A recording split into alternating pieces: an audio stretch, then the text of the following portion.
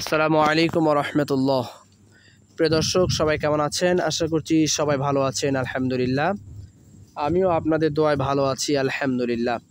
তো প্রিয় দর্শক, আজকে যে বিষয় নিয়ে কথা বলবো সেটা হচ্ছে যে যাদের এলাকায় এরকম ঘনবসতি জঙ্গল রয়েছে, অর্থাৎ ঘন জঙ্গল রয়েছে, তাদের জন্য কিন্তু ভেড়া পালন অনেক সহজ হয়ে উঠবে। তার কারণ হচ্ছে ভেড়া শুধু যে আসলে চারণভূমিতে যে ঘাসই শুধু খায়, বিষয়টা কিন্তু তা নয়।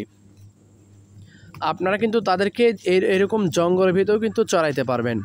তার কারণ হলো জঙ্গলের যে পাতালতা যেগুলো আছে তারা কিন্তু সেগুলো খেয়ে থাকে। এই যে আপনারা দেখেন, ছোট বাচ্চা থেকে শুরু করে বড় ভেড়া বা গারল সবাই কিন্তু এরকম জঙ্গলের ভিতর খেতেও কিন্তু ভালোবাসে। এই যে দেখেন, তো আপনারা জানেন যে এখন বিশেষত বৃষ্টি হচ্ছে, প্রায় এলাকায় আপনার প্রচণ্ড বৃষ্টি হচ্ছে। এই জন্য চারণভূমিতে চড়ানোটাও অনেক মুশকিল হয়ে দাঁড়িয়েছে। তো আমাদের এখানে কিন্তু আলহামদুলিল্লাহ চারণভূমি যেরকম রয়েছে, জঙ্গলও কিন্তু সেরকমই রয়েছে। তো এই যে দেখেন, আপনাদেরকে যদি আমি দেখাই, এই যে দেখেন এখানে কিন্তু আসলে চড়ানো যায়, কিন্তু এত পরিমাণ পানি উঠছে, এই যে দেখেন এত পরিমাণ পানি উঠছে যে আসলে এর ভিতরে চড়ানোটা অসম্ভব। হ্যাঁ, চড়ান যাবে, কিন্তু বাট ওদের কিন্তু গা কিন্তু ভিজে যাবে। আর আপনারা জানেন যে ভেড়ার কিন্তু লোম বেশি হওয়ার কারণে তাদেরকে তেমন ভিজানো যাবে না। যদি ভিজান তাহলে ঠান্ডা লেগে যাবে, যেটা শুকাবে না। যদি রোদ হয় তাহলে সেটা হচ্ছে হিসাব ভিন্ন, কিন্তু যদি রোদ না হয়, শুধু বৃষ্টি হচ্ছে, আপনার রোদ কম হচ্ছে, তাদের কিন্তু পশম শুকাবে না।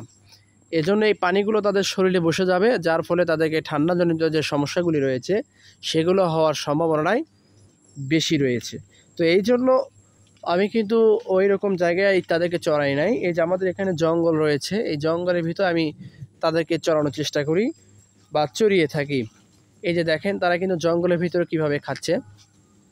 তো বেশি না, এখানে যদি আমি 1 থেকে 2 ঘন্টা যদি এর ভিতরে চড়াই, তাহলে আলহামদুলিল্লাহ তাদের পেট ভরে যাবে। তার কারণ হচ্ছে যে যেই জায়গায় শুকনা জায়গা রয়েছে, পানি ওঠে নাই, এমন জায়গাতেও আমি ভেড়াদেরকে চড়িয়েছি।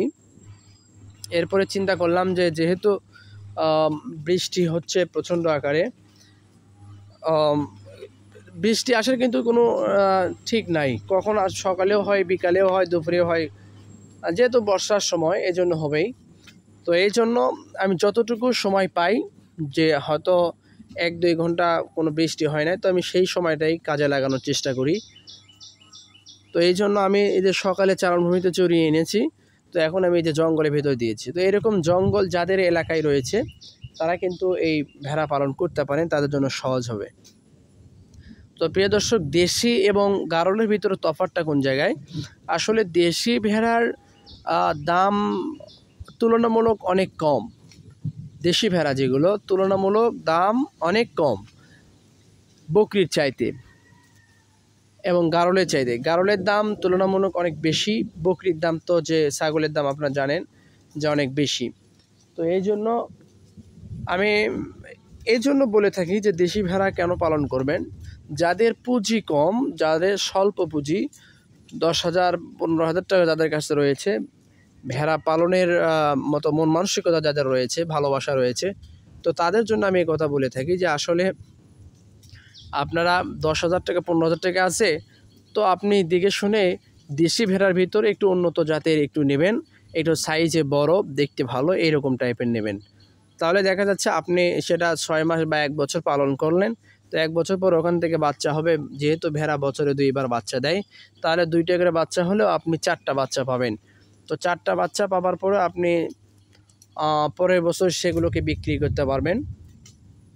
তাহলে সেখান থেকে টাকা বের হবে, সেই টাকা দিয়ে কিন্তু আপনি পরবর্তী সময়ে কিন্তু গারল আপনি ক্রয় করতে পারবেন। ঠিক আছে, এই জন্য আমি অল্প পুঁজি যাদের রয়েছে, আর যাদের টাকা বেশি রয়েছে, পুঁজি বেশি রয়েছে, তারা গারল দিয়ে শুরু করতে পারেন, সব থেকে ভালো হয়। এবং আবার আপনি এটাও করতে পারেন যে দেশি ভেড়াকে আপনি গারল দিয়ে ক্রস করালেন, তাহলে আরও ভালো হয়, যেহেতু বাচ্চা আপনার অনেক অংশেই ভালো আসবে। তো প্রিয় দর্শক, আমি একথাই বলার জন্য এসেছি যে আসলে যে ভেড়া কিন্তু অত্যন্ত একটি শান্তপ্রিয় প্রাণী। ঠিক আছে, এরা কিন্তু অত্যন্ত শান্তপ্রিয়, কিন্তু এরা অশান্ত তখনই হয় যখন এদের পেটে কোনো খাবার থাকে না। তখন আপনি কিন্তু যেমন মনে হবে যে আমি কেন এগুলো পালন করেছি বা কেন পালন করার করতেছি, এটা আপনার কাছে মনে হতে পারে। তো আসলে এদেরকে পেট পুড়ে যদি খাওয়াতে পারেন তাহলে আপনার কাছে এগুলো প্রাণী পালা সব থেকে ভালো হবে। আর যদি আপনি খাবার পর্যাপ্ত দিতে না পারেন, যদি চড়াইতে না পারেন, তাহলে আপনার জন্য এই ভেড়া কিন্তু না।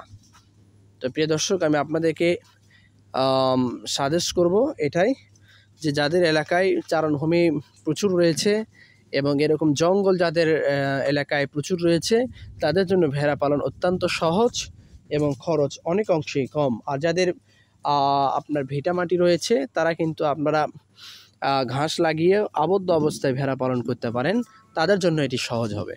তো আশা করছি আপনারা আমার কথা বুঝতে পেরেছেন। এই ভিডিওটা আপনাদের অনেক উপকারে আসবে, যে আসলে আপনি ভেড়া পালন করবেন কি করবেন না।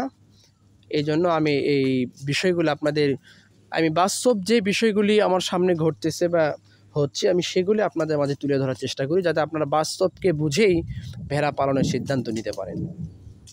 তো আজকের মতো এই প্রিয় দর্শক, আপনারা সবাই দোয়া করবেন যাতে আল্লাহ তাআলা এই বর্ষাকে কাটিয়ে আবার সেই খরা হয়, স্বাভাবিক খরা যেটা, এটা যেন হয়। তাহলে এদেরকে পালন করতে আমার আরও সহজ হবে। আলহামদুলিল্লাহ। আসসালামু আলাইকুম ওয়া রাহমাতুল্লাহ।